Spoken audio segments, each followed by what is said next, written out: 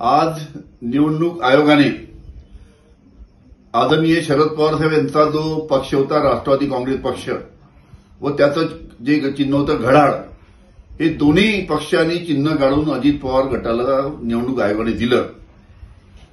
अशा पद्धतीचा निर्णय शिवसेनेच्या बाबतीत झाला होता.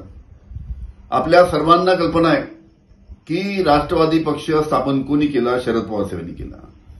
इतक्या वर्षापासून राष्ट्रवादी काँग्रेसचे अध्यक्ष कोण आहे? शरद पवार साहेब आहे.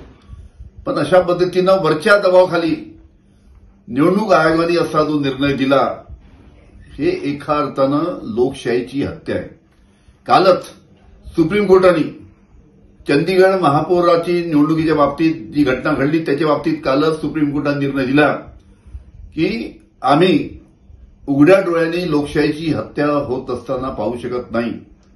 हा कालचा सुप्रीम कोर्टाचा निर्णय आहे चंदीगडच्या बाबतीत. आणि आज महाराष्ट्रामध्ये आमच्या राष्ट्रवादी काँग्रेसच्या पक्षाच्या बाबतीत त्या पद्धतीचं घडलं, हे अतिशय दुर्दैवी आहे.